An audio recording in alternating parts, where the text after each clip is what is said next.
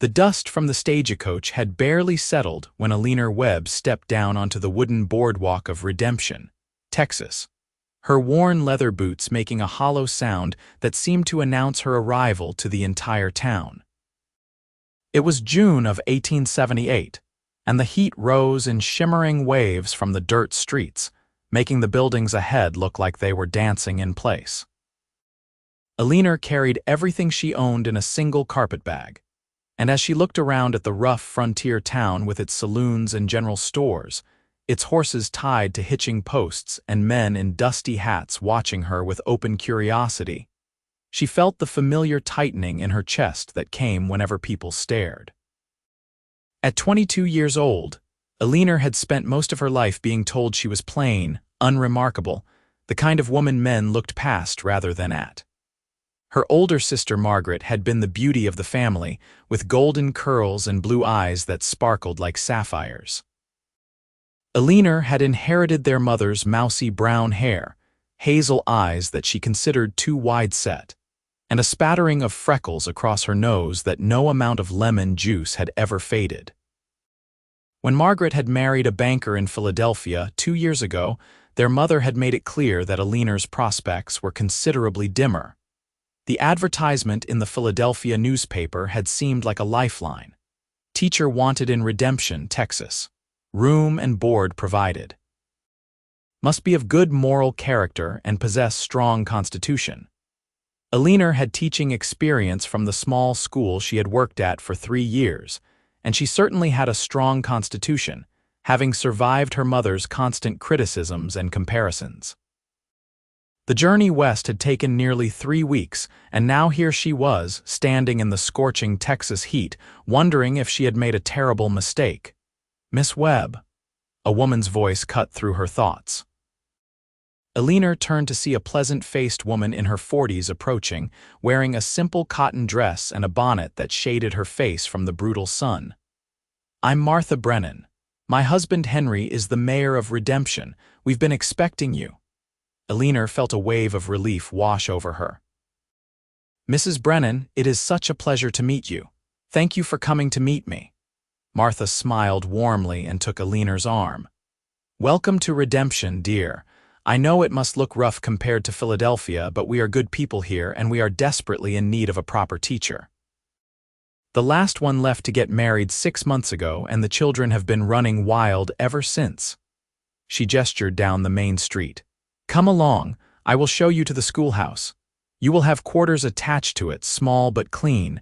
I had some of the ladies help me get it ready for you." As they walked, Martha pointed out the important buildings. The general store run by the Hendersons, the bank where Mr. Patterson worked, the church where Reverend Thomas preached every Sunday, and the doctor's office where old Doc Morley tended to the town's ailments. Eleanor noticed the saloon too, though Martha did not mention it, and she saw rough-looking men going in and out. The schoolhouse sat at the far end of town, a simple wooden structure with a bell tower and a small fenced yard. Behind it was a tiny cabin, barely more than 1 room, but when Martha opened the door, Eleanor saw that it had been scrubbed clean and furnished with a narrow bed, a small table and chair, a wood stove, and even a trunk for her belongings. "It is not much," Martha said apologetically, "but it is yours. The school board will pay you $30 a month, and you will take your meals with different families in town. We have 17 children who need teaching, ages 5 to 14. Classes start at 8 in the morning and finish at 3 in the afternoon." Eleanor set down her carpetbag and turned to Martha with genuine gratitude. "This is wonderful, Mrs. Brennan. Truly, I cannot thank you enough for this opportunity." Martha patted her hand. "You just teach our children well, dear, and that will be thanks enough. Now you rest today and get settled. Tomorrow I will introduce you to some of the families. Sunday you will come to church with us, and that is where you will meet everyone properly." She paused at the door. "One more thing, Miss Webb. This is a frontier town, and we have our share of rough characters. Cowboys come through regularly, and not all of them are gentlemen. You keep to yourself, be polite but firm, and if anyone gives you trouble, you come straight to Henry or to Sheriff Morrison." "Do you understand?" Eleanor nodded. "I understand. Thank you for the warning." After Martha left, Eleanor unpacked her few belongings and lay down on the bed, exhausted from the journey. Through the small window, she could see the vast Texas sky, so much bigger than any sky she had seen back east. The heat was oppressive, but there was something about the openness of this place that made her feel like she could breathe for the first time in years. No one here knew her family. No one knew she was the plain sister, the disappointment. She could start fresh, build a life teaching children, and maybe find some measure of contentment even if she never found love. That night, Eleanor ate a simple supper of bread and cheese from supplies Martha had left for her, and she fell asleep to the distant sounds of piano music and laughter from the saloon. She dreamed of the schoolroom filled with children's faces, all looking to her for knowledge and guidance, and she woke feeling more hopeful than she had in months. Sunday morning arrived bright and hot, and Eleanor dressed in her best dress, a plain gray cotton with a white collar, and pinned her hair up as neatly as she could manage. Martha came to fetch her at 9:30, and they walked together to the white wooden church that stood on a slight rise overlooking the town. People were gathered outside, families in their Sunday best, and Eleanor felt their eyes on her as Martha made the introductions. There were the Hendersons who ran the general store with their 4 children, the Pattersons from the bank, childless but friendly, the Thompsons who owned the livery stable with 3 boys who looked like they would be handful in the classroom, the Garcias who farmed land just outside town with 2 daughters and a son. So many names and faces that Eleanor knew she would never remember them all at once, but everyone was kind and welcoming. As they were about to go inside for the service, Eleanor heard the sound of horses approaching. She turned, as did most of the congregation, to see 3 men riding up. They were clearly cowboys, wearing chaps and spurs, their hats dusty from the trail. They dismounted and tied their horses to the rail, and Eleanor noticed that while the townspeople acknowledged them, there was a certain distance in their greetings, a wariness. "That is the Callahan brothers," Martha whispered to Eleanor. "They work the big ranch about 10 miles north of here, the Triple C. The tall one is Jackson Callahan. He owns the place with his brothers. They come to church most Sundays, but they keep to themselves mostly. Ranch hands are not always welcomed with open arms by the townspeople, if you understand my meaning." Eleanor looked at the 3 men as they walked toward the church. The other 2 brothers went ahead, but Jackson Callahan paused to let a family with small children pass. He was indeed tall, well over 6 feet, with broad shoulders and a lean build that spoke of hard physical work. His face was weathered and tanned from the sun, with strong features and eyes that Eleanor could not quite make out the color of from this distance. He wore his dark hair a bit longer than was fashionable back east, and there was something about the way he carried himself, a quiet confidence mixed with a hint of isolation, that caught her attention. Then he looked up, and their eyes met for just a moment before Eleanor quickly looked away, feeling her cheeks flush for no reason she could name. The church service was simple and heartfelt, with Reverend Thomas preaching about compassion and community. Eleanor sat with the Brennans and tried to focus on the sermon, but she found her eyes wandering to where the Callahan brothers sat in the back row. Jackson sat very still, his hat in his hands, his attention apparently on the Reverend, but there was something about him that seemed separate from everyone else, as if he was there in body but his mind was somewhere far away. After the service, there was a social gathering outside where the ladies had brought pies and lemonade. Eleanor was introduced to more families and began to learn which children would be her students. She met Sally Henderson, age 7, who was shy and hid behind her mother's skirts. She met the Thompson boys, ages 8, 10, and 12, who were as boisterous as she had suspected. She met Maria and Rosa Garcia, ages 9 and 11, who spoke English with their parents but chatted to each other in Spanish. The children seemed excited to have a new teacher, and Eleanor felt her earlier hope growing stronger. She was talking with Mrs. Henderson about what supplies the school needed when she became aware of someone standing nearby. She turned and found herself looking up at Jackson Callahan. Up close, she could see that his eyes were a striking gray-blue, like the sky before a storm, and that his face, while rugged, had a certain handsomeness to it that came from strong bones and an honest expression. "Excuse me, ma'am," he said, his voice deep and slightly rough as if he did not use it often. "I heard you are the new schoolteacher." Eleanor nodded, suddenly feeling nervous though she could not say why. "Yes, I am Eleanor Webb. I arrived Friday from Philadelphia." "Jackson Callahan," he said, though she already knew.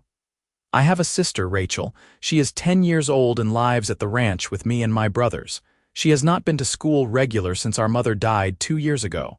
I was hoping maybe she could join your class." Eleanor was surprised. Martha had mentioned 17 children, but clearly Rachel Callahan had not been counted. "Of course," she said immediately. "I would be happy to have Rachel in the class. Can she read and write?" Something flickered across Jackson's face, a mix of emotions Eleanor could not quite identify. "Some. My mother taught her basics, and I have tried, but I am not much of a teacher. The ranch keeps us busy, and Rachel spends most of her time with the housekeeper. It is not a proper life for a little girl, I know that. She needs to be with other children, learning proper things." There was something in his voice, a weariness and a loneliness that touched Eleanor deeply. "Bring her tomorrow morning," she said gently. "Classes start at 8, but if she is nervous, you can bring her a bit early and I will help her get comfortable." Jackson's expression softened slightly, and Eleanor saw real gratitude in his eyes. "Thank you, Miss Webb. That is kind of you. Rachel is shy around strangers, so that would help." He hesitated, as if wanting to say more, then simply touched the brim of his hat. "I will see you tomorrow morning then." Eleanor watched him walk back to his brothers, and she felt Mrs. Henderson watching her. "That was good of you," the older woman said. "That poor little girl has had a hard time of it. Lost her mother to fever, and those brothers of hers do not know the first thing about raising a child. Jackson tries, I will give him that, but a ranch is no place for a little girl without a woman's guidance." "What about the housekeeper you mentioned?" Eleanor asked. Mrs. Henderson shrugged. "Mrs. Chen is a good woman, but she does not speak much English, and she has her hands full keeping house for 4 grown men. Rachel needs proper schooling and friends her own age." That night, Eleanor lay in bed thinking about Jackson Callahan and his sister Rachel. There had been something about the way he spoke of the girl, a fierce protectiveness mixed with a kind of helpless frustration, that had moved Eleanor. She knew what it was like to feel responsible for someone and to feel inadequate to the task. When their father had died 5 years ago, Eleanor had wanted to take care of their mother, but Margaret had always been the favored one, and Eleanor's efforts had never been enough. The next morning, Eleanor was up before dawn, too nervous and excited to sleep.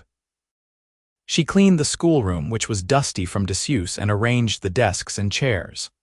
There were slates and chalk, a few primers and readers, and a large blackboard at the front of the room.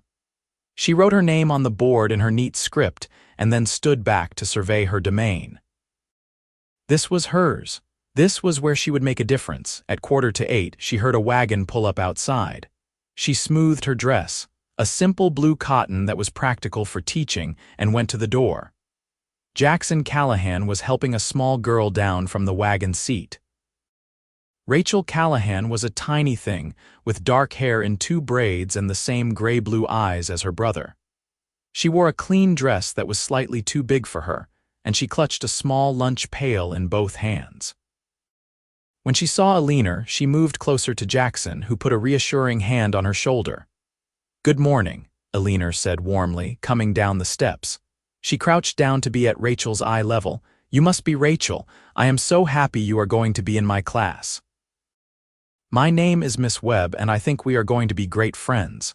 Rachel looked up at Jackson uncertainly, and he gave her an encouraging nod. "It is all right, honey. Miss Webb is here to teach you reading and writing and all sorts of interesting things. You will like it. Will you stay?" Rachel asked in a small voice. Eleanor saw the conflict in Jackson's face. He clearly wanted to make his sister feel safe, but he also had a ranch to run. Eleanor stood and said, "Rachel, I tell you what, how about your brother stays for the first hour this morning? He can sit in the back and see how we do things, and then when you are feeling comfortable, he can go take care of his work." "Does that sound fair?" Relief flooded Jackson's face. "If it is not too much trouble, Miss Webb, I would appreciate that." "No trouble at all," Eleanor said. She held out her hand to Rachel. "Come on, let me show you where you will sit." Rachel hesitantly took Eleanor's hand, and Jackson followed them into the schoolroom. Eleanor showed Rachel a desk near the front, next to where the Garcia girls would sit, and she gave her a slate and chalk. Jackson sat in the back on one of the benches meant for parent visits, his long legs stretched out in front of him, looking both out of place and completely focused on his sister. Soon, the other children began arriving. The Thompson boys came in rowdy and loud until they saw Eleanor's firm look and settled down. The Garcia sisters came with their mother and were delighted to see Rachel. Sally Henderson arrived holding her mother's hand and was coaxed into sitting next to Rachel. More children filed in, and Eleanor greeted each one by name, having memorized them from Sunday's introductions. By 8 o'clock, she had 17 students, now 18 with Rachel, ranging from little Sally at 5 years old to Tom Henderson, who was 14, and looked like he would rather be anywhere else. Eleanor stood at the front of the class and felt a moment of pure joy. This was what she was meant to do. "Good morning, students," she said clearly. "Welcome to our school. My name is Miss Webb, and I am very pleased to meet all of you. We are going to learn many things together this year, but the most important thing we are going to learn is that education is a gift. It is a gift that will open doors for you and give you opportunities you might not otherwise have. I promise to work hard to teach you well, and I ask that you promise to work hard to learn. Can you do that?" A chorus of yes. Miss Webb filled the room, and Eleanor began her first day as a frontier schoolteacher. She started with reading, having the older children read aloud from the primers while she assessed their skill levels. Then she had the younger children practice their letters on their slates, while she worked with the middle group on arithmetic. She was impressed with how well-behaved most of the children were, though the Thompson boys required a few sharp reminders to pay attention. Rachel was quiet but attentive, and Eleanor could see she had a quick mind. When it came time for reading, Rachel managed a simple passage with only a few mistakes, and Eleanor praised her warmly. She saw Rachel's face light up with pride, and when she glanced at Jackson in the back, she saw him smiling too. After an hour, Jackson stood quietly and came to the front. He leaned down to Rachel and said softly, "You are doing just fine, honey. I have to go take care of the ranch now, but I will be back at 3 o'clock to get you. You listen to Miss Webb and be good." Rachel nodded, and Eleanor could see the girl was nervous but trying to be brave. After Jackson left, Eleanor made sure to give Rachel extra attention and encouragement, and by lunchtime, Rachel was talking and laughing with the Garcia sisters like they had been friends forever. The days fell into a rhythm. Eleanor taught her students reading, writing, arithmetic, history, and geography. She discovered that Rachel was particularly good at reading and loved stories. Tom Henderson, despite his initial surliness, was excellent at mathematics. The Thompson boys had energy to burn but were not unkind, just restless. Little Sally was sweet and eager to please. The Garcia children brought a liveliness to the classroom that Eleanor loved. Every morning, Jackson brought Rachel to school, and every afternoon he picked her up. He was always polite and respectful to Eleanor, thanking her for her work with Rachel, but he never lingered or tried to engage in conversation beyond what was necessary. Eleanor found herself looking forward to these brief interactions more than she wanted to admit. There was something about Jackson Callahan that drew her, something in his quiet strength and the obvious love he had for his sister. 2 weeks into the school term, on a Friday afternoon, Jackson arrived to pick up Rachel and found Eleanor sitting on the schoolhouse steps with a book, waiting. The other children had all gone home, but Rachel was inside helping Eleanor clean the slates, a task she had volunteered for. "Miss Webb," Jackson said, touching his hat brim as he always did. "I hope Rachel has been behaving herself." Eleanor smiled. "She has been wonderful." "She is a joy to teach, Mr. Callahan. She has a real gift for reading and storytelling." Something in Jackson's face shifted, a pleasure mixed with sadness. "Her mother was like that, always reading stories, making up tales. Rachel takes after her." He paused, then said, "I wanted to thank you proper for what you have done for Rachel. She comes home every day excited about school, talking about what she learned, about her friends. I have not seen her this happy since before our mother died." Eleanor felt warmth spread through her chest. "You do not need to thank me. Teaching Rachel is my pleasure. She is a bright, sweet girl, and she works very hard." Jackson looked at her directly then, and Eleanor felt caught by those storm-colored eyes. "Still, not every teacher would have taken the time you have with her, helping her catch up, making her feel welcome. That means something." They stood there for a moment, neither speaking, and Eleanor felt something pass between them, some recognition or connection she could not name. Then Rachel came bounding out of the schoolhouse, breaking the spell. "Jackson, Miss Webb showed us on the map where Philadelphia is, and it is so far away. Did you know it took Miss Webb 3 whole weeks to get here?" Jackson lifted Rachel up and set her on his hip, though she was really getting too big for it. "Is that so? That is a long journey." "Why did you come all the way here, Miss Webb?" Rachel asked with the innocent directness of a child. Eleanor felt her smile falter slightly. How could she explain to a 10-year-old that she had come because she was running away from feeling unwanted, from being the plain sister, from a life that seemed to have no place for her? "I came because I wanted to teach," she said simply. "And I am very glad I did, because I got to meet wonderful students like you." That seemed to satisfy Rachel, and Jackson set her back down.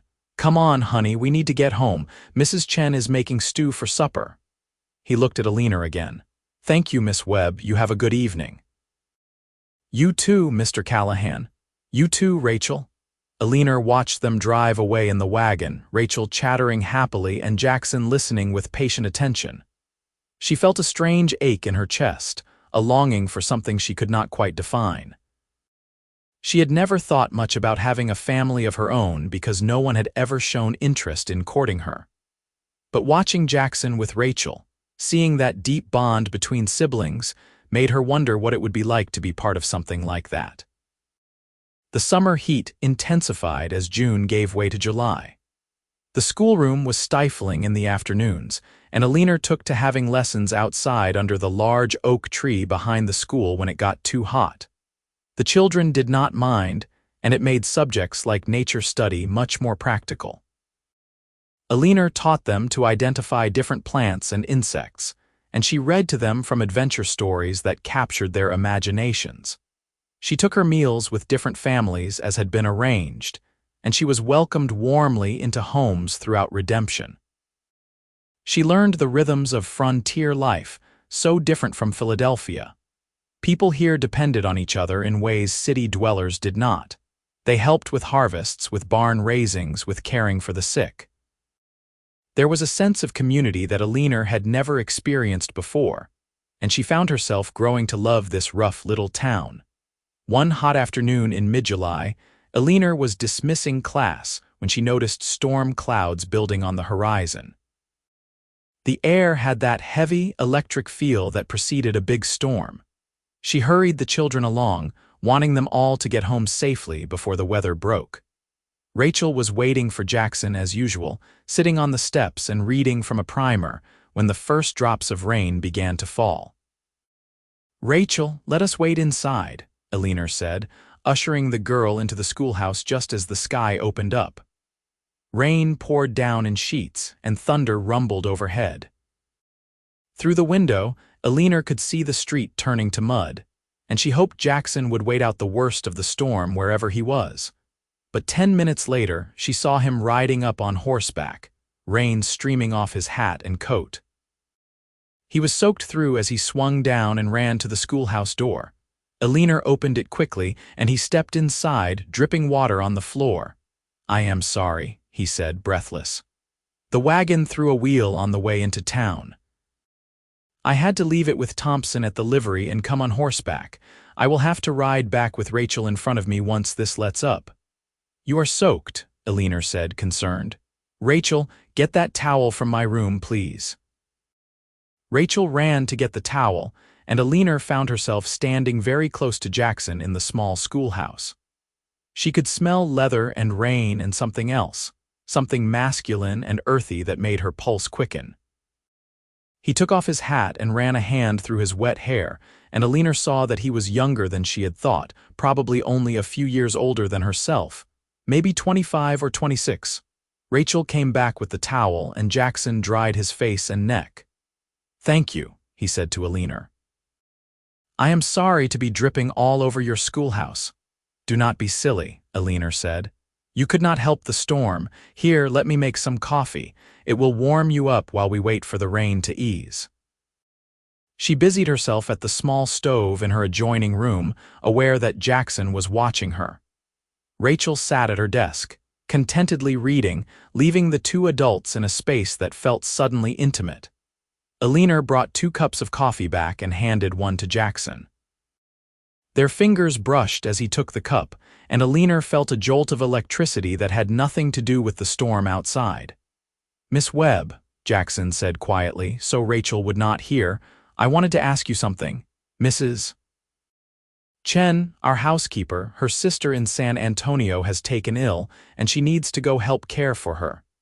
She will be gone for at least a month, maybe longer. I know it is asking a lot, but I wondered if you might consider coming out to the ranch some evenings, maybe 2 or 3 times a week, to help Rachel with her studies and to just be, well, a woman's presence for her. I would pay you, of course, for your time and trouble." Eleanor's heart began to beat faster. The thought of spending time at the ranch, of seeing more of Jackson and Rachel, was both thrilling and terrifying. "I do not need payment," she said slowly, "but I would be happy to help Rachel, and to be honest, the evenings here get lonely sometimes. It would be nice to have company." Jackson's expression brightened with relief and something else, something that looked almost like pleasure. "Thank you. That means more than you know. I can come get you after school and take you back to town afterward. It is only about a half-hour ride." And so it was arranged. Starting that Monday, Jackson would bring Eleanor to the ranch 3 evenings a week. She would help Rachel with her homework, prepare lessons, and share supper with the Callahan family. Eleanor told herself she was doing it for Rachel, to help the girl, but deep down she knew there was another reason, one she was afraid to examine too closely.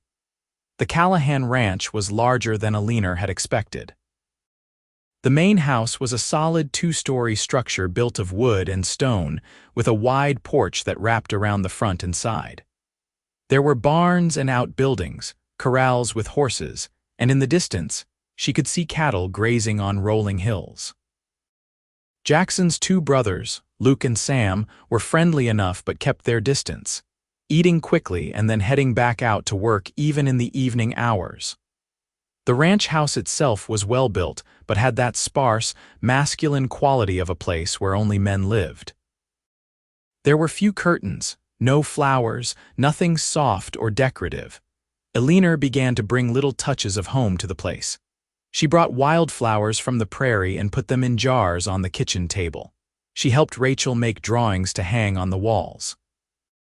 She taught the girl to bake simple things like biscuits and cookies. Rachel blossomed under the attention, and Eleanor felt a deep satisfaction in helping the child. But it was the time with Jackson that began to mean the most to Eleanor. After Rachel went to bed, usually around 8 o'clock, Eleanor and Jackson would sit on the porch with coffee and talk. At first, their conversations were stilted, careful, but gradually they opened up to each other. Jackson told her about growing up on the ranch, about his father who had died in a fall from a horse when Jackson was 18, about his mother who had held the family together until fever took her 2 years ago. He spoke of the responsibility he felt for his brothers and especially for Rachel, of how he sometimes felt like he was drowning in obligations, and had no idea if he was doing anything right. Eleanor found herself sharing things she had never told anyone. She spoke of growing up in her sister's shadow, of always being the plain one, the forgettable one. She told him about her mother's disappointment in her, about feeling like she was never quite enough. She confessed that coming to redemption had felt like running away, but now it felt like coming home. "I do not understand it," Jackson said one evening in late July. They were sitting on the porch watching the sun set, painting the sky in shades of orange and purple. Rachel was inside playing with a doll Eleanor had made for her. "Why would anyone make you feel like you were not enough? You are one of the smartest, kindest women I have ever met, and you are not plain." Eleanor felt her cheeks flush. "You do not have to say that, Mr. Callahan." "Jackson," he corrected, "and I am not saying it to be polite, I am saying it because it is true." He turned to look at her directly, and in the fading light his eyes were intense. "From the first day I saw you outside the church, I thought you were beautiful. Not in the way of fancy city women with their painted faces and elaborate dresses, but in a real way. Your eyes are kind and intelligent, your smile is genuine, there is a strength in you that shows in every line of your face. That is beauty, Eleanor, real beauty." Eleanor's breath caught. No one had ever spoken to her like that. No one had ever looked at her the way Jackson was looking at her now, like she was something precious and rare. "I have never felt pretty," she said softly, the words coming from some deep, vulnerable place inside her. Jackson reached over and took her hand, his calloused fingers gentle around hers. "You feel it with me," he said, his voice low and certain. "That is what matters. Not what anyone else thinks or says. You feel beautiful with me because I see you, Eleanor, really see you." Tears pricked at Eleanor's eyes. She had not realized how much she needed to hear those words to feel seen and valued for who she truly was. She squeezed Jackson's hand, unable to speak, and they sat there in the gathering darkness, connected in a way that went beyond words. After that night, something shifted between them. There was an acknowledgement now of the feelings growing between them, though neither of them spoke of it directly. Jackson found excuses to touch her hand, to stand close to her. Eleanor caught him watching her with an expression that made her heart race. The air between them seemed charged with possibility, with longing. Rachel, with a child's intuition, seemed to sense the change. One evening in early August, as Eleanor was helping her get ready for bed, Rachel said, "Miss Webb, do you like my brother?" Eleanor, caught off guard, fumbled for an answer. "Of course I like your brother, Rachel. He is a good man." "No, I mean, do you like him the way ladies like gentlemen in stories? The way that means you want to marry them?" Eleanor sat down on Rachel's bed, her heart pounding. "Rachel, that is a very big question." Rachel looked at her with those serious gray-blue eyes so like Jackson's. "I hope you do, because Jackson is sad a lot even when he does not show it. But he smiles more now since you have been coming here. And I like you very much, Miss Webb. I wish you could stay here all the time." Eleanor pulled Rachel into a hug, feeling her throat tighten with emotion. "I like you very much too, sweetheart, and your brother is very lucky to have you." But that night, as Jackson drove Eleanor back to town in the wagon, the question Rachel had asked hung between them. They rode in silence for a while, the night air cooling after another scorching day. Finally, Jackson said, "Eleanor, I need to tell you something." Eleanor's heart leaped into her throat. "All right." "These past few weeks, having you at the ranch, seeing you with Rachel, talking with you in the evenings, it has been the best time I have had since my mother died. Maybe the best time I have ever had." He paused, and in the moonlight, Eleanor could see the tension in his jaw. "I know it is too soon, and I know I am just a rancher with too many responsibilities and not much to offer, but I care about you, Eleanor. More than care. I think I am falling in love with you." Eleanor felt like all the air had left her lungs. "Jackson," she whispered. He pulled the wagon to a stop and turned to face her. "You do not have to say anything.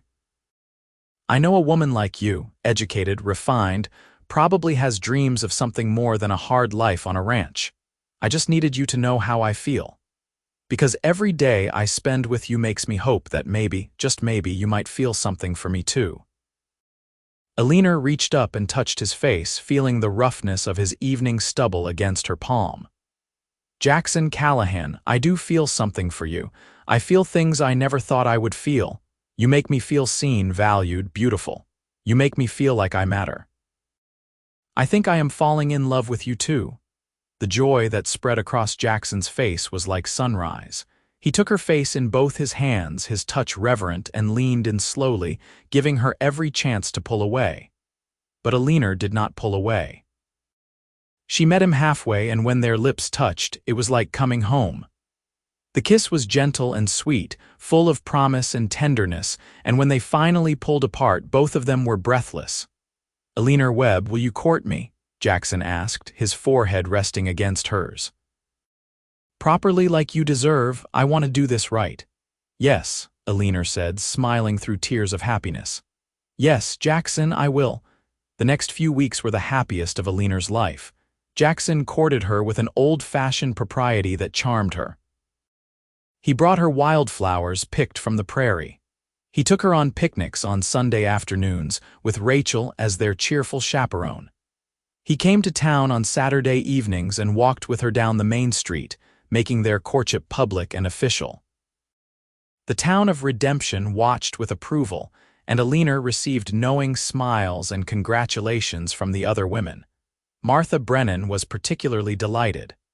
I knew from the first Sunday that there was something between you two, she told Eleanor. The way he looked at you, the way you blushed when he spoke, it was clear as day. Eleanor's happiness was complete when letters from Philadelphia arrived, and she felt nothing but pity for her old life. Her mother wrote to say that Margaret was expecting a baby and that she hoped Eleanor was not making a mess of things in that godless frontier town. Eleanor read the letter, felt a moment of sadness for the mother who could not see her daughter's worth, and then set it aside. She wrote back a polite reply, mentioning that she was very happy in her teaching position and that she had met someone special. She did not know if her mother would approve, and she found she did not particularly care. In September, as the heat began to ease and the leaves on the trees started to turn, Jackson took Eleanor on a ride to a hilltop that overlooked the ranch. Rachel had stayed home with Mrs. Chen, who had returned from San Antonio with good news about her sister's recovery. They sat on a blanket watching the sunset, Jackson's arm around Eleanor's shoulders, and she felt a contentment she had never known existed. Eleanor, Jackson said, I want to ask you something important, and I want you to think carefully before you answer. Eleanor turned to look at him, her heart beginning to race. All right. Jackson took her hands in his. I love you. I think I have loved you from that first day you crouched down to talk to Rachel and made her feel safe. You have brought light and warmth into our lives, into my life, in ways I cannot even fully express. I know we have only been courting for a few weeks, but I am 30 years older now. Wait, I mean I am 26 years old. He shook his head with a self-deprecating smile. What I mean is, I am old enough to know my own heart, and my heart is yours if you will have it. He reached into his pocket and pulled out a small box. Inside was a ring, simple gold with a small garnet stone. This was my mother's ring. She would have loved you, Eleanor. She would have loved how good you are with Rachel, how kind and patient and strong you are. Will you marry me? Will you be my wife and Rachel's sister and make the ranch a home again? Tears streamed down Eleanor's face as she nodded. Yes, Jackson, yes, I will marry you. I love you so much. Jackson slipped the ring onto her finger and it fit perfectly. Then he kissed her, and this kiss was deeper, more passionate than their first, full of promise and longing and the joy of two people who had found each other against all odds. They were married in October, on a crisp autumn day when the leaves were gold and red and the sky was impossibly blue. The whole town turned out for the wedding at the church. Eleanor wore a simple white dress that Martha Brennan and some of the other women had helped her make, with wildflowers in her hair. Jackson wore a new black suit that his brothers teased him about mercilessly, but he did not care. His eyes never left Eleanor as she walked down the aisle, and when he took her hand and said his vows, his voice was strong and sure. Rachel stood beside Eleanor as a bridesmaid, beaming with pride and happiness. Martha Brennan dabbed at her eyes with a handkerchief. Even the rough cowboys and ranchers in attendance looked moved by the obvious love between the bride and groom. After the ceremony, there was a celebration at the church hall with food and music and dancing. Eleanor danced with Jackson, with his brothers, with her students' fathers, feeling like she was floating. When Jackson pulled her close for a slow dance and whispered, "Hello, Mrs. Callahan," she thought her heart might burst with happiness. They spent their wedding night at the ranch, in the room that had been Jackson's alone and was now theirs together. Jackson was gentle and patient, and Eleanor discovered that physical love between a husband and wife could be tender and joyful and deeply connecting. They lay together afterward, Eleanor's head on Jackson's chest, listening to his heartbeat, and she marveled at how completely her life had changed in just a few months. "Are you happy?" Jackson asked, stroking her hair. "I have never been happier," Eleanor said truthfully. "I feel like I have finally found where I belong." "You belong here," Jackson said, tightening his arms around her. "With me, with Rachel, with this life we are going to build together. I am going to spend every day making sure you know how loved and cherished you are." Eleanor fell asleep feeling safe and loved in a way she had never experienced before, and when she woke in the morning to find Jackson watching her with soft eyes, she knew that she had truly come home. Life as a rancher's wife was harder than Eleanor had anticipated, but also more rewarding. She continued teaching at the school, and Jackson was supportive of her keeping her position. Rachel, now officially Eleanor's sister through marriage, was thriving. The little girl had blossomed from a shy, lonely child into a confident, happy one, and Eleanor took great pride in that transformation. Eleanor learned to manage a ranch household, working alongside Mrs. Chen to cook for the men, to preserve food for winter, to keep the house running smoothly. She learned to ride a horse properly so she could accompany Jackson around the ranch sometimes. She learned to help with calving in the spring and with branding in the summer. It was hard physical work, but it was honest work, and Eleanor found satisfaction in it. The community of Redemption embraced Eleanor fully as one of their own. She joined the ladies' church group, helped organize social events, and became a trusted member of the town.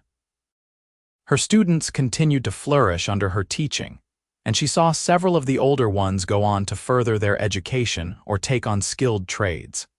In the spring of 1879, Eleanor discovered she was pregnant. She told Jackson one evening as they sat on the porch, watching Rachel play with the barn cats. Jackson's face went through a series of emotions: shock, joy, fear, wonder. Then he pulled Eleanor into his arms and held her so tightly she could barely breathe. "We are going to have a baby," he said, his voice thick with emotion. "Eleanor, we are going to have a baby." "Are you happy?" Eleanor asked, suddenly nervous. "Happy." Jackson pulled back to look at her, and there were tears in his eyes. "Eleanor, you have given me so much already. You have brought love and warmth and meaning back into my life, and now you are giving me a child. I am more than happy. I am blessed." Rachel was thrilled at the news that she would be a big sister. She immediately began planning all the things she would teach the baby and all the ways she would help take care of it. Eleanor found herself grateful beyond words for this little girl who had become her sister and would soon help her navigate motherhood. Eleanor continued teaching until June, when her pregnancy became too advanced for her to comfortably manage a classroom full of energetic children. The school board assured her that her position would be waiting for her whenever she was ready to return, though Eleanor suspected it might be a while. Martha Brennan and the other women of Redemption rallied around her, bringing food and advice and support. In late July of 1879, just over a year after Eleanor had first arrived in Redemption, she gave birth to a healthy baby boy. The labor was long and difficult, and there were moments when Eleanor was frightened, but Jackson stayed by her side the entire time, holding her hand, encouraging her, refusing to leave even when Doc Morley suggested he might want to wait outside. When Doc Morley finally placed the squalling, red-faced infant in Eleanor's arms, she looked down at her son and felt a love so fierce and overwhelming that it took her breath away. The baby had Jackson's dark hair and eyes that would probably turn the same gray-blue as his father's. He had strong lungs and a grip like iron, according to the doctor. "What should we name him?" Eleanor asked Jackson, who was sitting on the bed beside her, staring at his son with wonder. "What about Thomas?" Jackson suggested. "After my father," Eleanor smiled. "Thomas Callahan." "I think that is perfect." Rachel came in to meet her new brother and was instantly smitten. She touched his tiny hand with one finger, her face full of awe. "He is so small," she whispered. "Eleanor, Jackson, he is perfect." Jackson pulled Rachel up onto the bed so the four of them were together, his family, and he looked at Eleanor with such love and gratitude that she felt tears slip down her cheeks. "Thank you," he said softly. "Thank you for all of this. For being my wife, for being Rachel's sister, for giving me a son. Thank you for choosing me, for choosing this life." Eleanor reached up and touched his face. "I did not choose you, Jackson. We chose each other, and I would choose you 1,000 times over." The months that followed were exhausting and wonderful in equal measure. Eleanor threw herself into motherhood with the same dedication she had brought to teaching. Thomas was a healthy, happy baby who loved to be held and who smiled early. Jackson was a devoted father, getting up in the night to bring the baby to Eleanor for feeding, walking the floor with Thomas when he was fussy, staring at his son with an expression of such tender protectiveness that it made Eleanor's heart ache. Rachel was a wonderful helper, entertaining Thomas with silly faces and songs, fetching diapers and blankets, and generally making herself useful. Eleanor watched the girl, now 11 and growing taller every day, and marveled at the changes she had seen in her. Rachel was confident now, social, happy. She excelled in school and had a group of close friends. The sad, lonely child Eleanor had met that first day was gone, replaced by this vibrant young girl on the cusp of adolescence. In the fall of 1880, when Thomas was over a year old and toddling around on sturdy legs, Eleanor returned to teaching part-time. She taught 3 days a week, and Mrs. Chen and Rachel took turns caring for Thomas while she was at school. Jackson had built an addition onto the house, a proper nursery for Thomas and a study for Eleanor where she could prepare lessons and work in peace. Life settled into a rhythm that was busy but fulfilling. The ranch prospered under Jackson's careful management. He and his brothers had built the herd up considerably, and they were earning a good living. Luke, the middle brother, married a woman from a neighboring ranch in 1881, and Sam, the youngest, announced his engagement soon after. The Callahan family was growing and thriving. Eleanor's relationship with her family back east remained cordial but distant. Her mother wrote occasionally, mostly with news of Margaret's children, of whom there were now 3. Margaret herself wrote once a year or so, pleasant letters that felt more obligatory than heartfelt. Eleanor sent polite replies and thought little about her old life. Redemption was her home now, and the people here were her family. In the spring of 1882, Eleanor discovered she was pregnant again. This time the news was met with joy but also a certain calm acceptance. They knew what to expect now, how to manage a pregnancy and a birth. Rachel, now 14 and quite the young lady, was excited to have another baby to help with. Thomas, nearly 3 years old and full of energy, did not quite understand what was coming but seemed to sense the excitement in the house. In November of 1882, Eleanor gave birth to a daughter.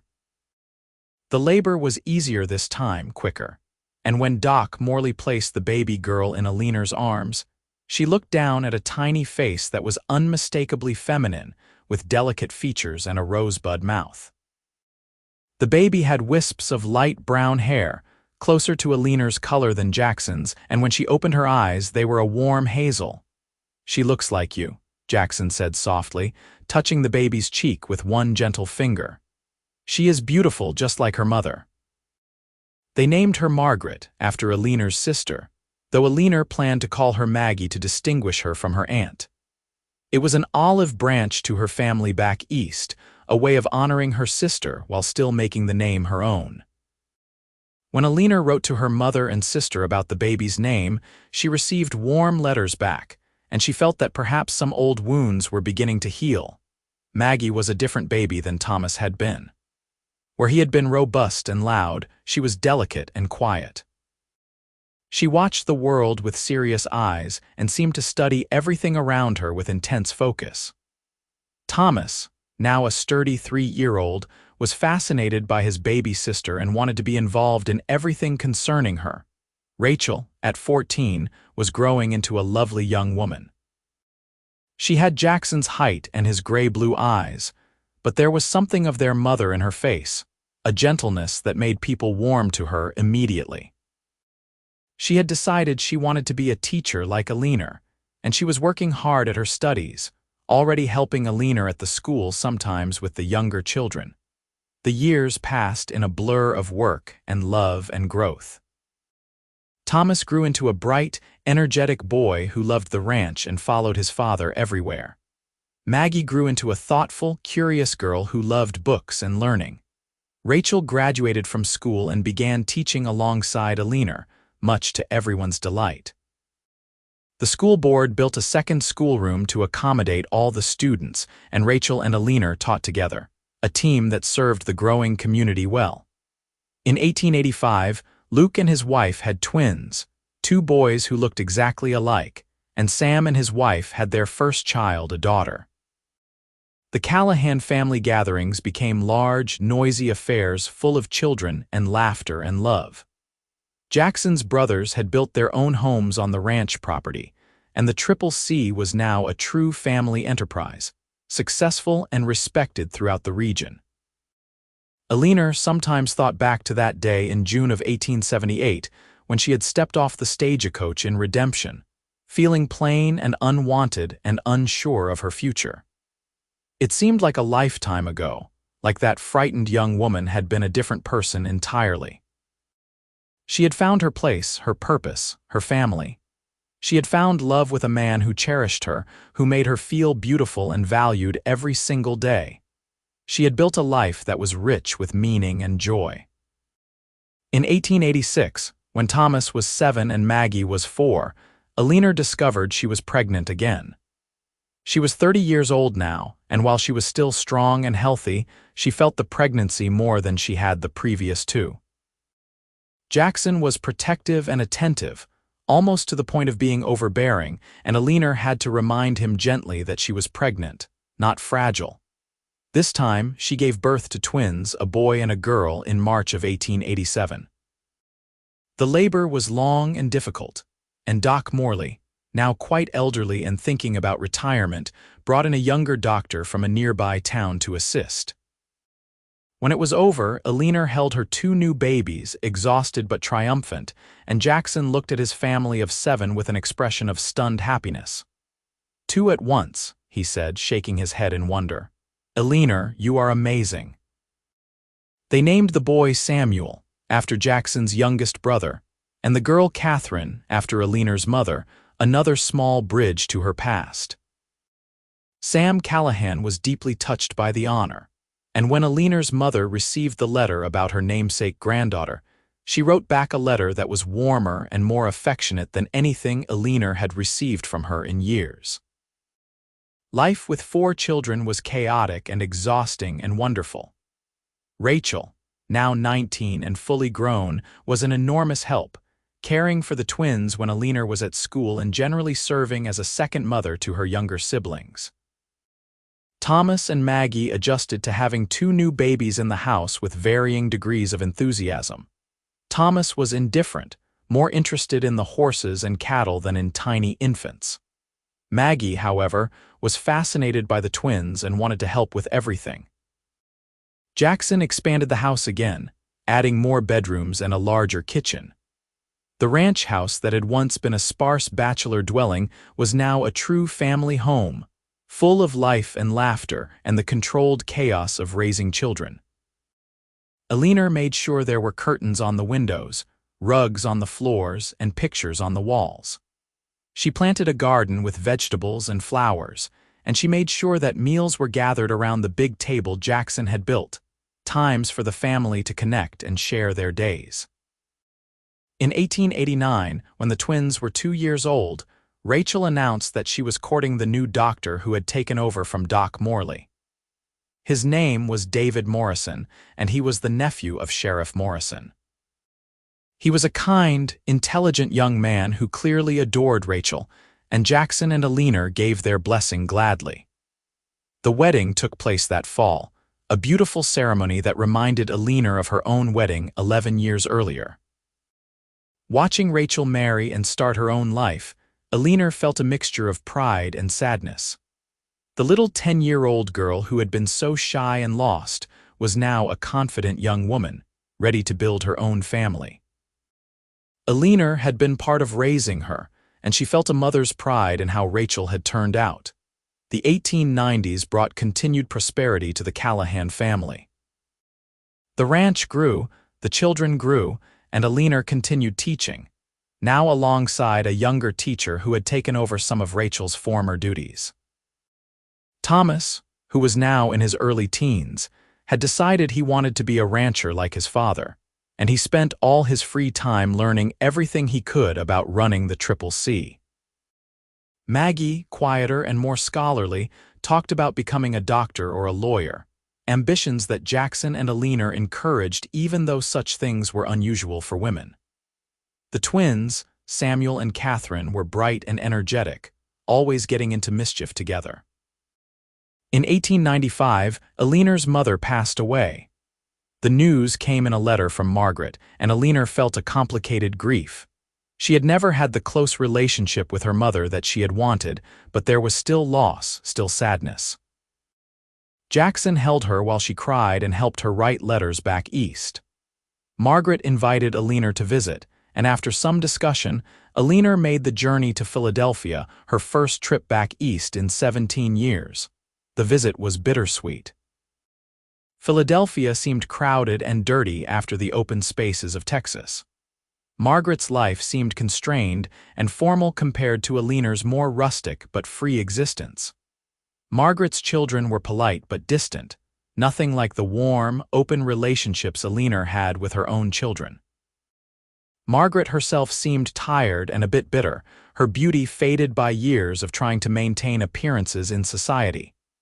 "You seem so happy," Margaret said one evening, sounding almost resentful.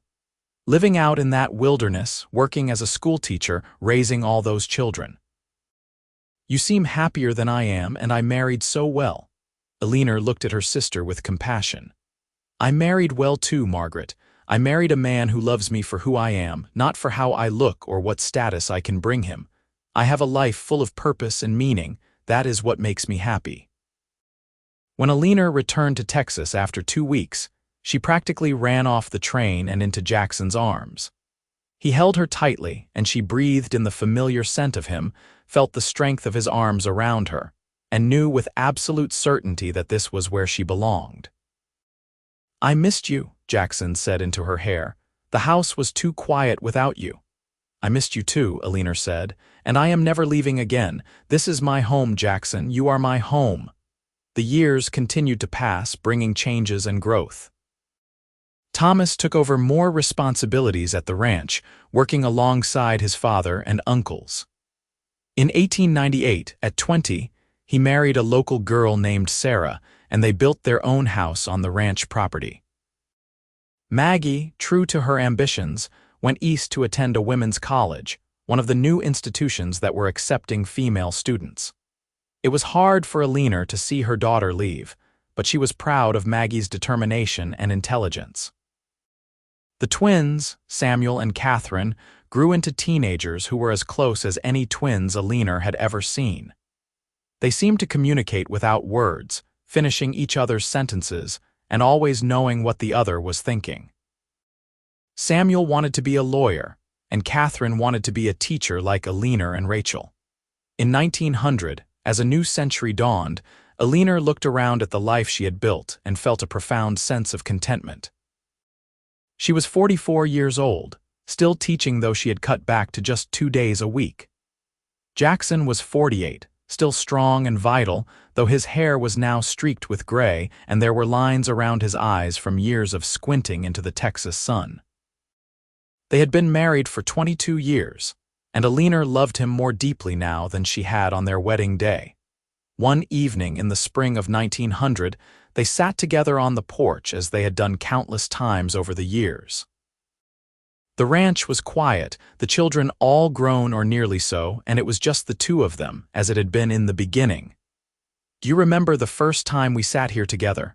Eleanor asked, taking Jackson's hand. "When you told me you were falling in love with me." Jackson smiled, the lines around his eyes crinkling. "I remember. You were wearing a blue dress and your hair was coming loose from its pins, and I thought you were the most beautiful thing I had ever seen." "You told me I would feel beautiful with you," Eleanor said softly, "and you were right. You have made me feel beautiful and valued and loved every single day of our marriage." Jackson raised her hand to his lips and kissed it gently. "It was not hard to do, Eleanor. You are beautiful. You always have been. I am just glad I was the one who got to show you." They sat in comfortable silence, watching the sun set over the land they loved. Eleanor thought about that frightened young woman who had arrived in Redemption all those years ago, feeling plain and unwanted. She thought about Jackson, the quiet cowboy who had seen past her insecurities to the woman she really was. She thought about Rachel, who they had raised together, and their own children, each one a blessing. She thought about the life they had built, full of hard work and love and purpose. "I would not change a single thing," Eleanor said. "Not one moment, not one decision. This life with you, it is everything I never knew I wanted." Jackson pulled her close and she rested her head on his shoulder, feeling the steady beat of his heart. "We have been blessed," he agreed. "More than I ever thought possible." The years that followed brought the joys and sorrows that come with a long life. In 1902, Luke Callahan died from injuries sustained when a horse threw him, and the whole family mourned the loss of the kind, steady middle brother. His widow and grown children stayed on the ranch, part of the extended family that had always been the heart of the Triple C. In 1905, Thomas and Sarah had their third child, and Jackson became a grandfather, a role he embraced with the same quiet devotion he had brought to fatherhood. Maggie graduated from college and came home to teach at the school in Redemption, much to Eleanor's joy. The twins, now young adults, went off to pursue their own educations, Samuel to law school and Catherine to a teacher's college. In 1908, Rachel's oldest daughter got married, making Jackson and Eleanor great-aunt and great-uncle, though they felt far too young for such titles. The years were passing quickly now, each one full of weddings and births and the ordinary miracles of family life. In 1910, Eleanor retired from teaching at the age of 54. She had been teaching the children of Redemption for 32 years, and generations of students called her their teacher. The town threw a celebration in her honor, and Eleanor was moved to tears by the outpouring of love and gratitude.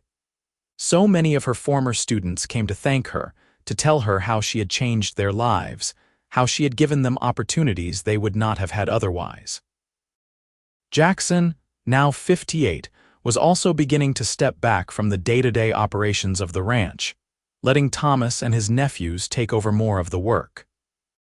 He and Eleanor found themselves with time to simply enjoy each other's company, to take long rides together, to sit on the porch and watch the grandchildren play.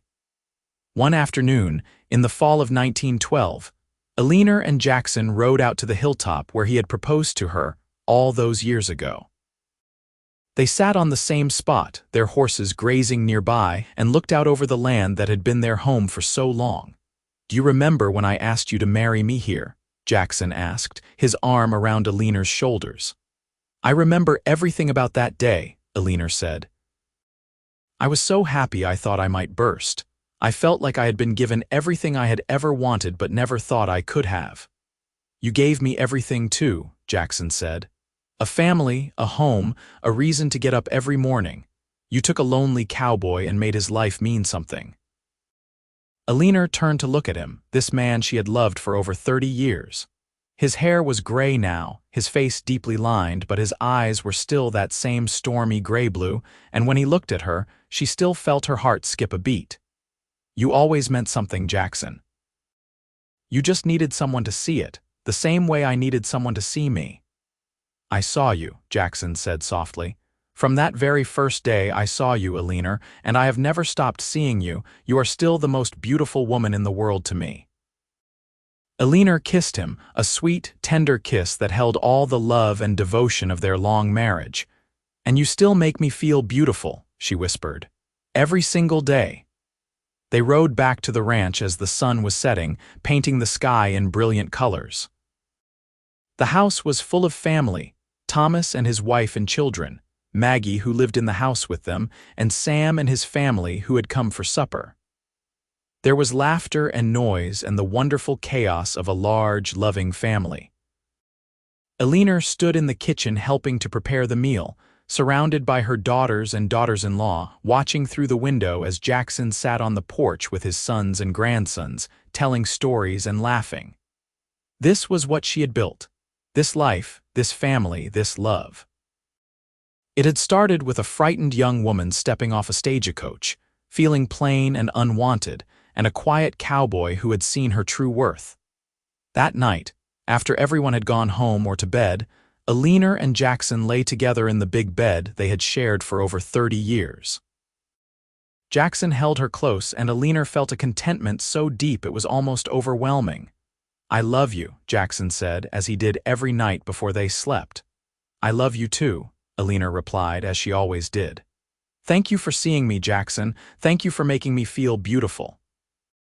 "Always," Jackson promised. "Always and forever." The years continued to flow like a river, bringing change and growth and the bittersweet passage of time. In 1915, the twins both married in a double wedding ceremony that was the social event of the year in Redemption. Samuel brought home a bride from the city where he had been practicing law, and Catherine married a fellow teacher, a kind young man who adored her. The ranch house, now expanded to accommodate multiple generations, rang with the laughter of great-grandchildren. In 1918, the world was torn by war, and several of the younger Callahan men enlisted to serve. Eleanor and Jackson, now in their 60s, watched their grandsons go off to war with fear and pride. They spent long nights holding each other, praying for the safe return of the boys. When the war ended and most of them came home, the family held a celebration that lasted for days. The 1920s brought the modern world rushing into their lives. Automobiles replaced horses in town, though the ranch still relied heavily on horsepower. Electricity came to Redemption, and Jackson had the ranch house wired, much to Eleanor's delight. She could read late into the night now without straining her eyes by lamplight. The telephone lines reached the ranch, connecting them more easily to town and to the wider world. Through all the changes, Eleanor and Jackson remained the steady center of the family. They were the patriarch and matriarch, the ones everyone came to for advice and comfort. Their love for each other, still strong after more than 40 years of marriage, was a model for the younger generations. In the spring of 1925, Eleanor turned 69 and Jackson turned 73. They were both slowing down now, their bodies no longer as strong as they once were. Jackson had arthritis in his hands from years of hard work, and Eleanor's eyesight was failing despite her glasses. But they were still sharp in mind and loving in spirit, still devoted to each other and to their family. One morning in June of 1925, exactly 47 years after Eleanor had first arrived in Redemption, she woke to find Jackson watching her with a tender expression. "What are you thinking?" she asked, reaching up to touch his face, feeling the papery softness of his aged skin. "I am thinking about how lucky I am," Jackson said. "I have had 47 years with you, Eleanor, 47 years of waking up next to you, of building a life with you, of loving you. Not many men get that." Eleanor felt tears prick at her eyes. "I am the lucky one, Jackson. You gave me everything. A home, a family, a purpose. You made me feel beautiful when I thought I was plain. You saw me when I felt invisible. You loved me when I thought I was unlovable." "You were always lovable," Jackson said, pulling her close. "Always beautiful, always enough. I just got to be the one to show you." They lay together, holding each other, and Eleanor felt a peace so complete that she wished she could freeze this moment forever. This was what mattered. Not beauty or status or wealth, but love. Real, true, deep love that had sustained them through decades of life, through joy and sorrow, through raising children and burying loved ones, through all the small moments and great adventures that had made up their life together. That summer, the family gathered for a big celebration of Eleanor and Jackson's 47th anniversary. Children, grandchildren, and great-grandchildren filled the ranch, 3 generations of Callahans and the families they had married into. There was music and dancing and more food than anyone could eat. Rachel, now 57 and a grandmother herself, gave a touching speech about how Eleanor had saved her life by being the mother figure she desperately needed. Thomas, now 46 and running the ranch with his own sons, talked about what a wonderful father Jackson had been and still was. Maggie, now 42 and principal of the school in Redemption, spoke about the example of love and partnership her parents had set. Eleanor looked around at all these people, her family, created from a chance meeting and a leap of faith so many years ago, and she felt overwhelmed with gratitude. Jackson squeezed her hand, and when she looked at him, she saw tears in his eyes too. "We did good," he said softly. "Look at all of this, Eleanor. Look at what we built." "We did better than good," Eleanor said. "We did wonderful." As the sun set on that perfect summer day, Eleanor and Jackson sat on the porch, just as they had done thousands of times over the years. The sounds of family filled the air, laughter and conversation and the running feet of children. The land stretched out before them, golden in the fading light, the same land they had worked and loved for nearly 5 decades. "Do you ever regret it?" Jackson asked suddenly. "Giving up teaching when you married me, taking on a ranch wife's life, it was not what you trained for." Eleanor looked at him in surprise. "Regret it? Jackson, marrying you was the best decision I ever made. Teaching was fulfilling, but this," she gestured to the house full of family, to the land around them, to him, "this is everything. This is a life filled with love and meaning and purpose. How could I ever regret that?" Jackson brought her hand to his lips and kissed it, a gesture he had made thousands of times but which still made Eleanor's heart flutter. "I needed to hear that. I have always wondered if maybe you sacrificed too much for me." "The only thing I would have sacrificed was my happiness if I had not married you," Eleanor said firmly. "You gave me a life beyond my wildest dreams, Jackson Callahan. You gave me yourself, and that was more than enough." They sat in silence, comfortable and complete, as the stars began to appear in the vast Texas sky. Inside, someone started playing the piano and voices rose in song.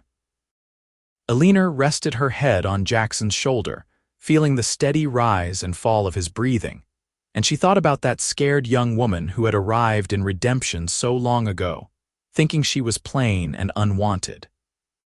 That woman had learned that beauty was not about perfect features or golden curls. Beauty was about being truly seen and truly loved. It was about finding someone who valued your mind and your heart and your spirit. It was about building a life of meaning and purpose, about raising children and teaching students and contributing to a community. It was about love that deepened and strengthened over decades, that weathered storms and celebrated joys, that created something bigger than 2 individuals. Eleanor had found all of that with Jackson. She had found a home, a family, a purpose, and a love that had transformed her from the inside out. She had learned to see herself through Jackson's eyes, to recognize her own worth and beauty. And in doing so, she had become the woman she was always meant to be. As the night grew deeper and the family began to settle down, Jackson helped Eleanor to her feet. They walked slowly into the house, his arm around her waist, supporting each other as they had done for nearly 50 years. They climbed the stairs to their bedroom, moving carefully on joints that protested with age, but their hands were clasped tightly together. In their room, they prepared for bed with the easy familiarity of a long marriage. Eleanor brushed out her hair, now snow-white, and Jackson watched her as he always had, with love in his eyes. When they climbed into bed and Jackson pulled her close, Eleanor felt the same safety and contentment she had felt on their wedding night so many years ago. "I have loved you every day of our marriage," Jackson said into the darkness.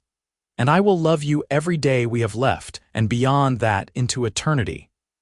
Eleanor turned in his arms so she could see his face, illuminated by the moonlight coming through the window. She traced the lines of his face with gentle fingers, memorizing every detail, though she knew it by heart already. "And I have loved you, Jackson. You made me feel beautiful. You still do. Every day, every moment, you make me feel cherished and valued and loved." They kissed, a soft, sweet kiss that held all the passion of youth tempered by the tenderness of age. Then they settled into each other's arms, hearts beating in sync, breathing matched. Two people who had become so intertwined over the years that they were more one than two. "You feel it with me," Jackson whispered, echoing the words he had spoken to her so long ago on another porch in another lifetime. "Always," Eleanor whispered back. "Always with you." They fell asleep like that, holding each other, surrounded by the life they had built together. Outside, the Texas night was peaceful and star-filled. Inside the ranch house, their children and grandchildren and great-grandchildren slept under the roof that Eleanor and Jackson had provided. The legacy of their love spread out in all directions, touching lives in ways they could never fully know. Eleanor dreamed that night of the young woman she had been, stepping off that stagecoach with a carpetbag and a heart full of hope and fear. She dreamed of the tall cowboy who had looked at her with kind eyes and seen past her insecurities to the woman she truly was. She dreamed of Rachel's small hand in hers, of Thomas's first cry, of Maggie's serious hazel eyes, of the twins giggling together. She dreamed of building a life one day at a time, one moment of love and choice and commitment after another, until those moments became years, and those years became decades, and those decades became a lifetime. When Eleanor woke in the morning, Jackson was already awake, watching her with that same tender expression he had worn the day before. The morning light streamed through the window, golden and warm, and Eleanor could hear the sounds of the house coming to life, the voices of family beginning another day. "Good morning, beautiful," Jackson said, as he had said every morning for 47 years. And Eleanor smiled because she believed him. Because after all these years, all these experiences, all this love, she finally, truly believed that she was beautiful. Not because of how she looked, but because of who she was, because of the life she had lived, because of the love she had given and received. She was beautiful because Jackson saw her that way, and she had learned to see herself through his eyes. "Good morning, my love," she replied, reaching for his hand. "What shall we do with this beautiful day? We will live it," Jackson said simply. "Together. Just like we have lived every day for 47 years. Together, loving each other, being grateful for what we have. That is all we need to do." And so they did. They got up and joined their family for breakfast. They laughed and talked and made plans for the future. They held great-grandchildren and gave advice to grandchildren and enjoyed the comfortable companionship of their own children, now grown with families of their own. They walked together in the garden Eleanor had planted so many years ago. They sat on the porch and watched the sun make its arc across the sky. It was an ordinary day, like thousands of ordinary days before it. But it was also extraordinary because it was filled with love. The love between Eleanor and Jackson, still strong after nearly 50 years. The love of family, binding generations together. The love of place, this land they had made their home. The love of life itself, with all its challenges and joys. As the years continued to pass, Eleanor and Jackson remained at the heart of the family, their love story the foundation upon which so many other love stories were built. They watched their great-grandchildren grow, attended more weddings, welcomed more babies. They saw the ranch continue to prosper under Thomas's leadership. They saw Maggie retire from teaching with the same honors Eleanor had received. They saw the twins establish themselves as respected professionals in their fields. In 1930, they celebrated their 50th wedding anniversary, a golden jubilee that brought family from all over Texas and beyond. It was a grand celebration, with over 100 people in attendance, and Eleanor wore a dress of gold silk that Maggie and her daughters had made for her. Jackson wore a new suit and looked as handsome to Eleanor as he had on their wedding day, though his hair was now completely white and he walked with a cane to help his arthritic knees. During the celebration, their children and grandchildren took turns telling stories about Eleanor and Jackson, about the love and devotion they had always shown each other, about the example they had set for multiple generations. Eleanor cried happy tears, and Jackson held her hand tightly, and they both marveled at the life they had built from that first meeting outside a church on a hot summer day in 1878. 50 years, Eleanor said to Jackson that night as they prepared for bed. Can you believe it has been 50 years? Best 50 years of my life, Jackson said. And if I could, I would do it all over again exactly the same way. Me too, Eleanor agreed. Every moment, every joy, every sorrow, every ordinary day, I would choose it all again because I would be choosing you.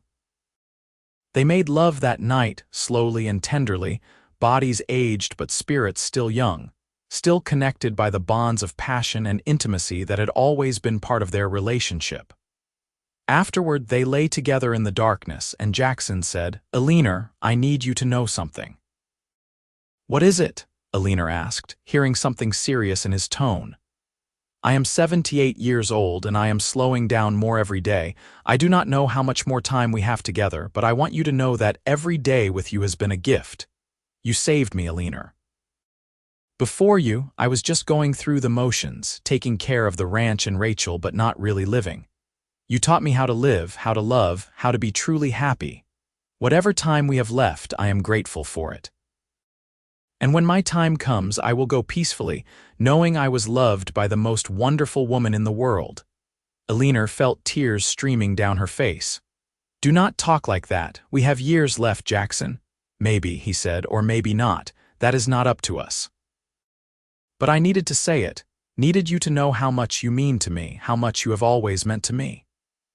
Eleanor clung to him, feeling the fragility of his aged body, understanding in a way she had not before that their time together, while rich and full, was not infinite. "I love you," she said fiercely. "I have loved you from that first day when you asked if Rachel could join my class, when I saw how much you cared for her. I have loved you through every day of our marriage, and I will love you until my last breath and beyond." "I know," Jackson said softly, stroking her hair. "I have always known. Your love has been the constant in my life, the thing I could always count on. That is a rare gift, Eleanor. That is everything." They held each other until they fell asleep, and in the morning they woke to another day of life and love and family. The conversation from the night before was not repeated, but it changed something between them. There was a new awareness of the preciousness of time, a determination to savor every moment they had left. The early 1930s brought hard times to many, with the Great Depression affecting people across the country. The ranch struggled some, with cattle prices dropping and money tight, but the Callahan family had always been prudent, and they weathered the storm better than most. Eleanor organized community efforts to help struggling families in redemption, using the skills she had honed over decades of teaching and community involvement. Jackson, even in his late 70s, still offered advice and wisdom to his sons and nephews as they navigated the economic challenges. Through it all, Eleanor and Jackson remained devoted to each other. They took shorter walks now, Jackson's knees no longer able to handle long distances. They sat on the porch more, talking less and simply enjoying each other's presence. They held hands constantly, as if afraid to let go, to lose the physical connection that had always been so important to them. In the spring of 1935, Jackson became ill with pneumonia. He was 83 years old, and everyone knew that pneumonia in a man his age was serious. Doc Morrison, Rachel's son-in-law who had taken over the medical practice, did what he could, but it was clear that Jackson was failing. Eleanor stayed by his bedside day and night, holding his hand, talking to him, telling him stories of their life together. The family gathered, children and grandchildren and great-grandchildren, coming to say goodbye to the patriarch they all loved. Jackson was lucid most of the time, and he made sure to speak to each person, to tell them he loved them, to give them his blessing. But his last words were for Eleanor. On an evening in late April, as the sun was setting and painting the sky in the colors Jackson had always loved, he squeezed Eleanor's hand and said weakly, "Eleanor, my beautiful Eleanor, thank you for loving me. Thank you for the life we built together. I am not afraid, because I know I am going to a place where I will wait for you, and someday we will be together again." Eleanor sobbed, unable to hold back the grief. "I do not want to lose you. I cannot imagine my life without you." "You will never lose me," Jackson said, his voice barely a whisper. "I am part of you and you are part of me. We are woven together, Eleanor. Death cannot change that." He paused, struggling for breath. "You are the most beautiful thing that ever happened to me. Never forget that. Never forget how much I love you."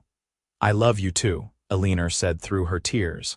"I love you so much. Thank you for seeing me, Jackson. Thank you for making me feel beautiful. Thank you for 57 years of love and happiness." Jackson smiled, and his eyes, still that stormy gray-blue even in his aged face, looked at her with all the love and devotion of their long marriage. "You feel it with me," he whispered, echoing the words that had bound them together so long ago. "Always," Eleanor whispered back. "Always with you." Jackson took one more breath, squeezed her hand one more time, and then he was gone.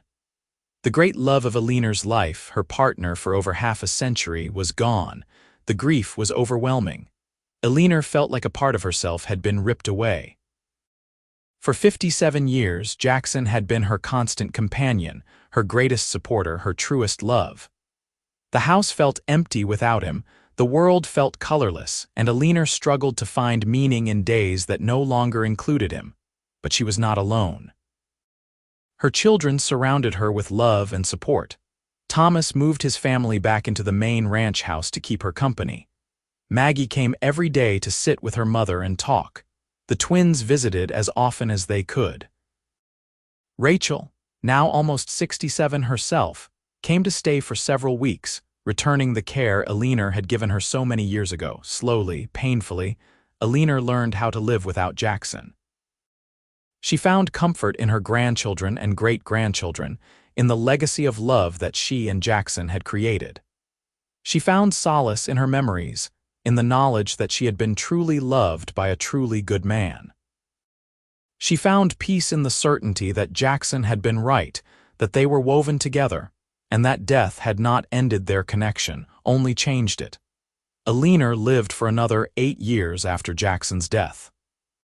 She remained mentally sharp and involved in the family, though her body grew increasingly frail. She celebrated births and weddings, gave advice and comfort, and remained the matriarch of the sprawling Callahan clan.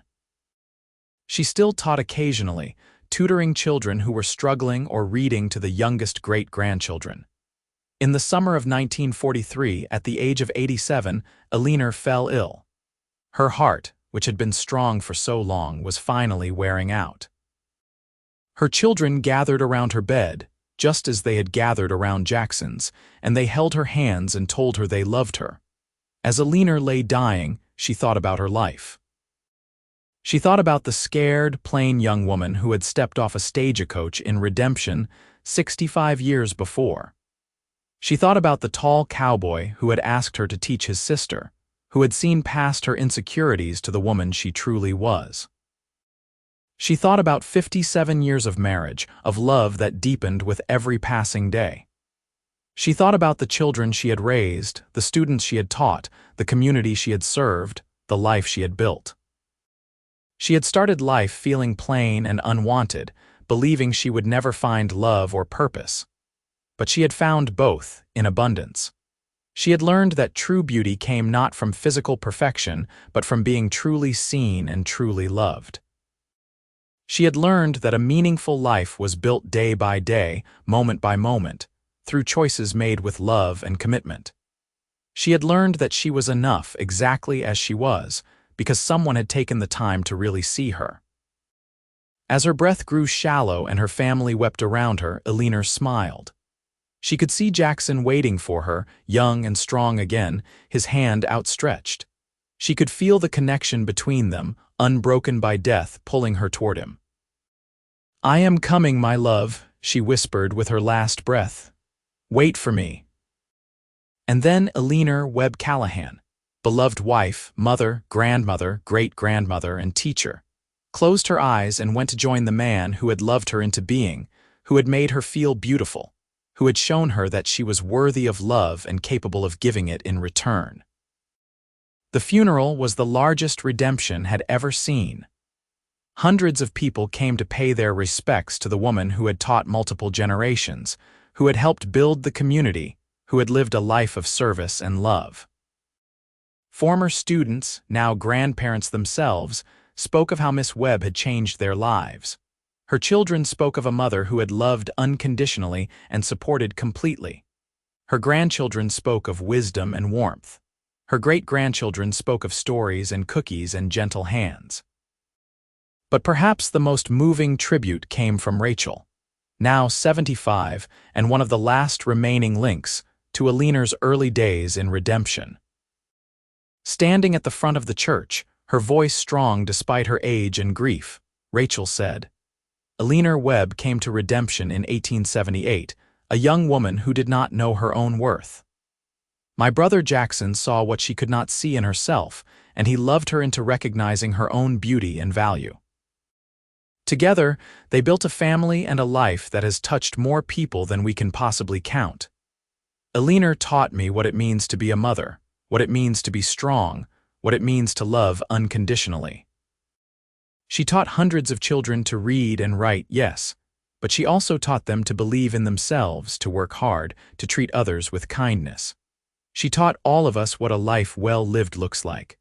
I am who I am because Eleanor saw a lost little girl and gave her love and guidance. This community is what it is because Eleanor gave 57 years of service to it. And the Callahan family is what it is because Eleanor was its heart.